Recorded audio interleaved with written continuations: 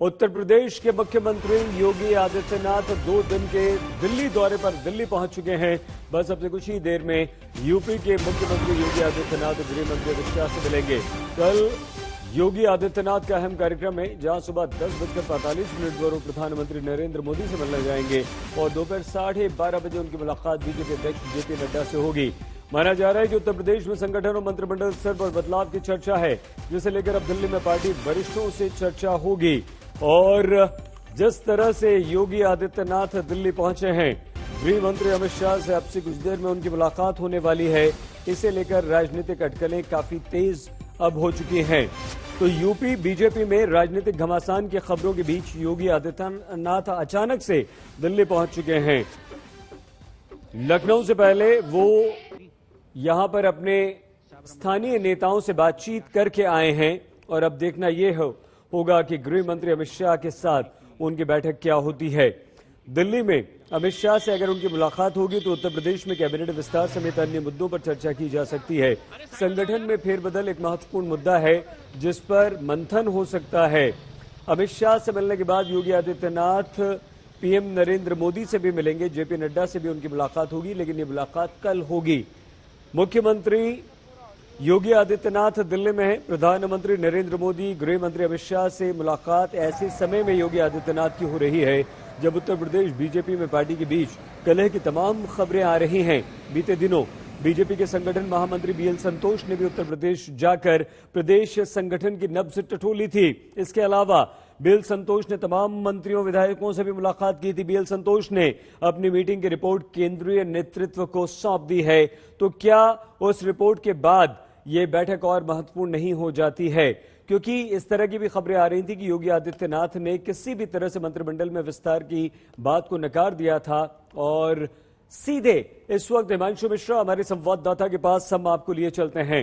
हिमांशु, अगर योगी आदित्यनाथ यहां पर आए हैं, बीएल संतोष की रिपोर्ट सौंपने के बाद आए हैं, तो क्या लगता है कि जो अटकलें और जो कयास हम लगा रहे थे कि उत्तर प्रदेश में अब सब कुछ ठीक है, योगी के नेतृत्व में अगला विधानसभा चुनाव लड़ा जाएगा, मंत्रिमंडल विस्तार नहीं होगा, ये वैसी ही स्थिति है या अब इस स्थिति में कुछ बदलाव आप देख रहे हैं?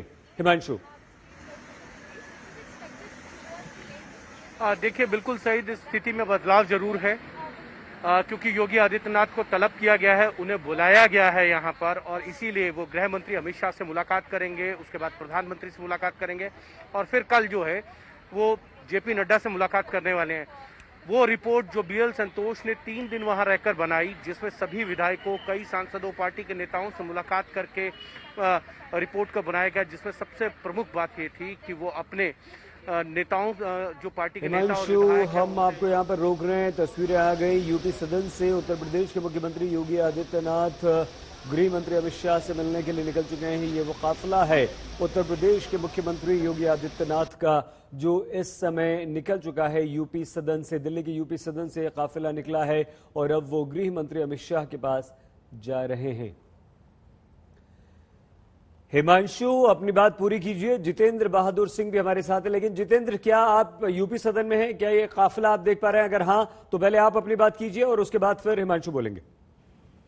बिल्कुल, योगी आदित्यनाथ जो उत्तर प्रदेश के मुख्यमंत्री हैं, वो अब से थोड़ी देर पहले यहाँ से रवाना हो चुके हैं उत्तर प्रदेश सदन से, और यहाँ से सीधे वो गृह मंत्री अमित शाह से मुलाकात करने के लिए जा रहे हैं। यहाँ करीब 45 मिनट तक यूपी सदन में वो रुके और उसके बाद अब यहाँ से निकल चुके हैं। लगातार जिस तरीके से उत्तर प्रदेश में राजनीतिक गतिविधियां पिछले महीनों में रही हैं, उसमें किस तरीके से आगे बातचीत करना है और आगे किस तरीके से संगठनात्मक जो परिवर्तन होने हैं उसमें किस तरीके से कदम बढ़ाने हैं, इसको लेकर के यहाँ के जो सीनियर लीडर हैं उनसे मुलाकात योगी आदित्यनाथ की तरफ से की जाएगी। साथ ही ये पता चल रहा है कि कल उनकी एक महत्वपूर्ण बैठक प्रधानमंत्री से है। करीब 11:15 बजे के आसपास वो कल प्रधानमंत्री से मिलेंगे। इसके साथ ही बीजेपी अध्यक्ष जेपी नड्डा से भी उनकी 12:30 बजे के आसपास मुलाकात होगी।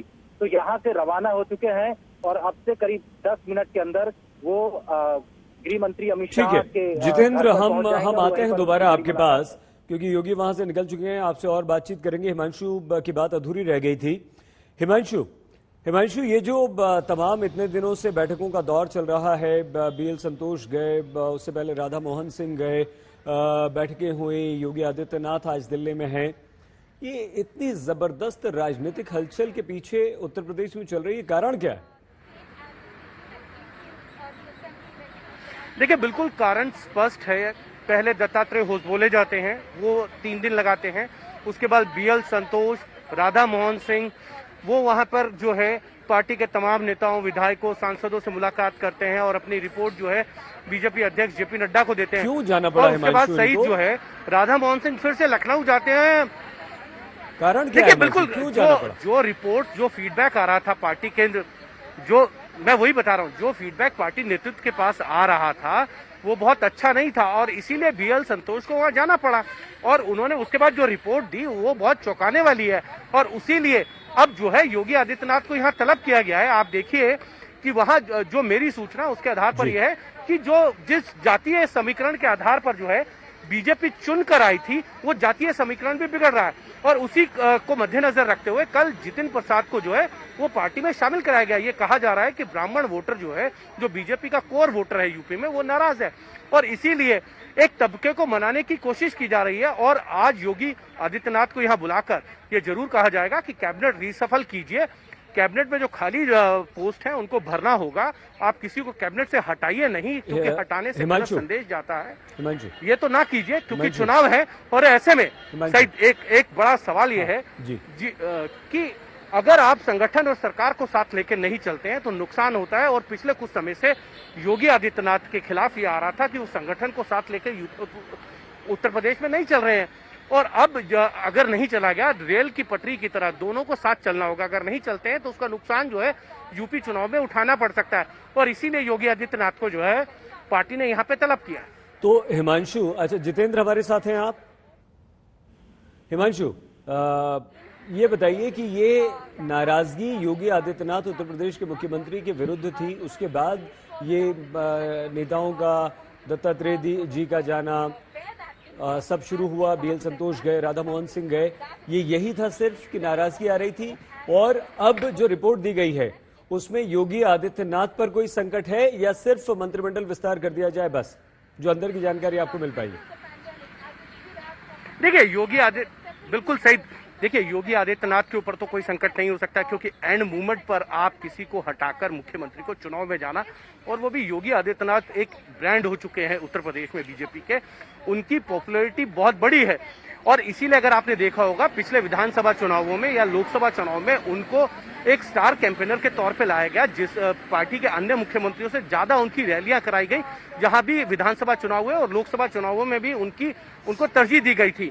और यही कारण है कि कहीं ना कहीं उनके आसपास के लोगों को ये लगने लगा कि वो सरकार में सब कुछ कर सकते हैं और इसीलिए संगठन कहीं पीछे छूट गया था। और आज जो हमारी खबरें हैं उसमें ये था, उनके सहयोगियों की तरफ से कहा गया कि कैबिनेट रीसफल जो है वो नहीं होगा, किसी कीमत पर नहीं होगा। लेकिन पार्टी के पास जो फीडबैक है उस फीडबैक के आधार पर उनको आज बुलाकर ये साफ स्पष्ट कर रहा जा रहा है कि आपको कैबिनेट रीसफल भी करना होगा, संगठन में बदलाव होंगे और सरकार को संगठन के हिसाब से चलाना होगा और संगठन जो है वो सरकार को साथ लेकर चलेगा। यानी कि दोनों चीजें साथ चलेंगी। अगर नहीं चलेंगी तो इसका नुकसान उत्तर प्रदेश में तो होगा बीजेपी को, ये तो अंदाजा आ गया है। ठीक है हिमांशु, इसका मतलब क्या हम ये माने कि मई में जो पंचायत चुनाव के परिणाम आए थे उसके बाद बीजेपी आलाकमान ने ये सोचना शुरू किया कि हमें समीक्षा करनी चाहिए, या योगी आदित्यनाथ के खिलाफ जो स्वर उठ रहे थे वो धीमे ही सही, वो मध्यम ही सही, लेकिन जो स्वर आने शुरू हुए थे कहीं वो मुखर ना हो जाए और नुकसान चुनाव में ना हो जाए, इसलिए ये कवायद शुरू की गई। मंच देखिए, बिल्कुल उत्तर प्रदेश के जो पंचायतों के जो नतीजा है वो पार्टी के लिए चौंकाने वाले थे। वो एक कारण था कि पार्टी को लगा कि कहीं सच में योगी के खिलाफ नाराजगी है पार्टी के कार्यकर्ताओं में भी और आम जनता के बीच में सही से संदेश सरकार का नहीं जा रहा है, काम नहीं पहुंच रहे हैं। एक घटना याद कीजिए, 2019 के चुनाव से पहले 150 से ज्यादा विधायक जो हैं वो विधानसभा में अपनी ही सरकार के खिलाफ धरने पे बैठ गए थे, जिसमें 18 से ज्यादा मंत्री थे। तो सही उस समय शायद पार्टी को लगा कि ये योगी के खिलाफ एक तरीके से गुस्सा हो सकता है, लेकिन इतना बड़ा गुस्सा होगा कि उसका नतीजा पार्टी को जो है वो पंचायत चुनाव में उठाना पड़ेगा। आप देखिए, योगी आदित्यनाथ जो है अब यहाँ पर जो गृह मंत्री है अमित शाह, उनके घर पहुंच चुके हैं, उनकी गाड़ी है और वो अब अमित शाह के घर में एंटर कर रहे हैं और लगभग ये बैठक जो है आधा घंटा जरूर चलेगी, क्योंकि तमाम विषयों पर चर्चा होनी है। और पिछली बार याद कीजिए 2014 के लोकसभा चुनाव में अमित शाह के हाथ में कमान थी जब वो पहली बार प्रभारी बनकर आए थे और बीजेपी को इतनी बड़ी जीत मिली थी कि 80 में से 72 सीटें बीजेपी ने वहां पर जीत ली थी और एक बड़ा करिश्मा करके दिखाया था अमित शाह के नेतृत्व में।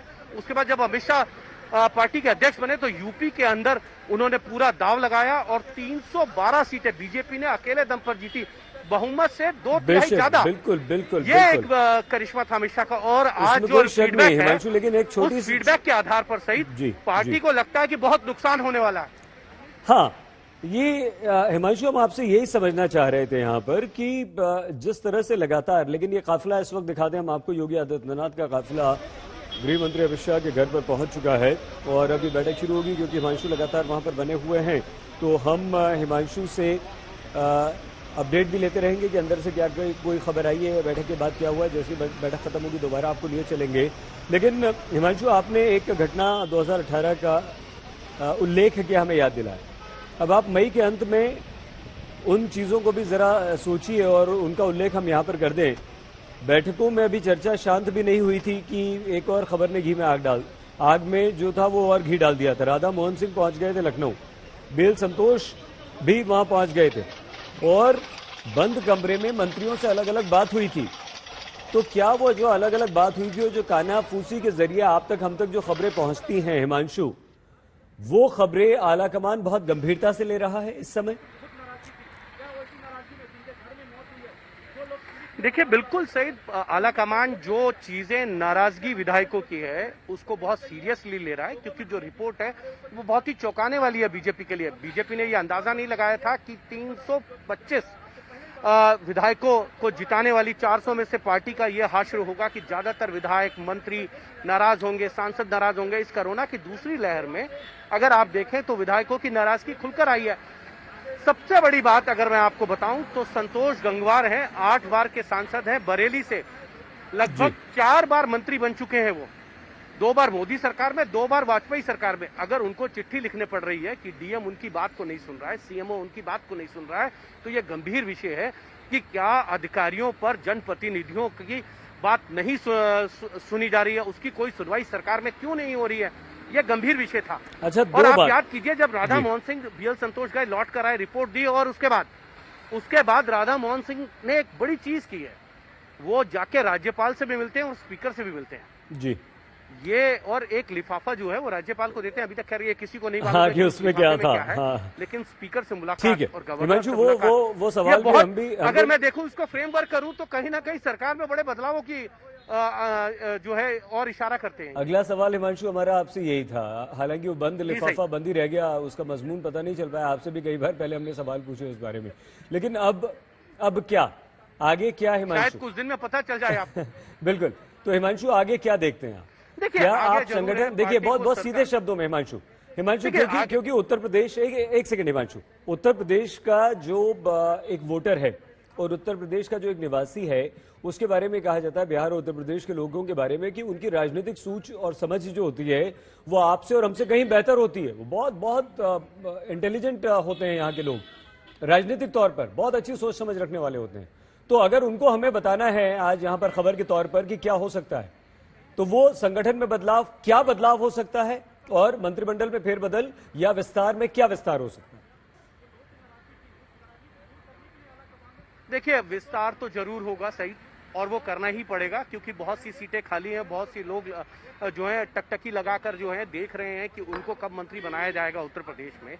ये बात जरूर है। और जातीय समीकरण को ध्यान में रखते हुए ये कैबिनेट विस्तार होगा। जातीय समीकरणों को ध्यान में रखते हुए जो है वो संगठन के अंदर भी कुछ बदलाव होंगे, और ये बहुत जरूरी है इस वक्त, पार्टी को भी लगता है। और इसीलिए आप देखिए, अगर हम बिहार की तुलना करें, एक समय था, लगता था कि बीजेपी और नीतीश कुमार जो हैं वो 150 के पार चले जाएंगे 240 में से। लेकिन धीरे धीरे एक ऐसा मौका आया जब तेजस्वी हावी होते चले गए और नीतीश कुमार की जगह प्रधानमंत्री का चेहरा बना, और फिर जाके लड़ाई और बड़ी कांटे की टक्कर के अंदर जो है एनडीए की सरकार बनती है। उसी तरीके की सिचुएशन जो है कहीं यूपी में ना हो जाए, इसको बीजेपी भली भांति जानती है, बीजेपी के लीडरशिप जानती है। बंगाल में चुनाव हार चुके हैं और ये नहीं चाहेंगे कि यूपी के सत्ता जो है किसी तरीके से बीजेपी के हाथ से चले जाए, और इसीलिए बीजेपी ने आज मुख्यमंत्री योगी आदित्यनाथ को बुलाया है। ये साफ संदेश दिया जाएगा, आपको पार्टी और संगठन को साथ लेके चलना ही होगा, इनके बिना आप कुछ नहीं कर सकते। अगर संगठन की अनदेखी होगी तो इसका नुकसान पार्टी को भी होगा, आपको भी होगा। चुनाव जीतना है तो संगठन, कार्यकर्ता, विधायकों, सांसदों सबको लेकर चलना होगा और अपने कार्यकर्ताओं की नाराजगी को आपको दूर करना होगा। हिमांशु, आप देखिए, जी सही, सॉरी हिमांशु, आपकी बात पूरी कीजिएगा, लेकिन क्योंकि समय हमें समय में कम समय में उतनी बातें समेटनी होती है ना। क्या कहीं ऐसा तो नहीं हिमांशु कि बीजेपी आलाकमान को ये लगने लगा कि योगी आदित्यनाथ उत्तर प्रदेश में सर्वशक्तिमान हो चुके हैं और उन्हें ऐसा लगता है कि वो अपने दम पर उत्तर प्रदेश एक बार फिर से जिता देंगे, उन्हें किसी की आवश्यकता नहीं है? देखिए, यही डाउट है बीजेपी को। आप देखिए, बीजेपी जब विधानसभा चुनाव में गई है 2018 के बाद, उसको हार का सामना करना पड़ा। किसी मुख्यमंत्री को बहुत ज्यादा प्रोजेक्ट करके बीजेपी नहीं गई है। जिनको प्रोजेक्ट किया उनको लगता था कि वो पार्टी से बड़े हैं। चाहे आप देखिए छत्तीसगढ़ के अंदर हरजाना क्या हुआ, वह पार्टी को हारना पड़ा। झारखंड में उनके मुख्यमंत्री चुनाव हार गए, पार्टी भी हार गई। हरियाणा में जैसे तैसे सरकार बनानी पड़ी, बहुमत का आंकड़ा नहीं छू पाए।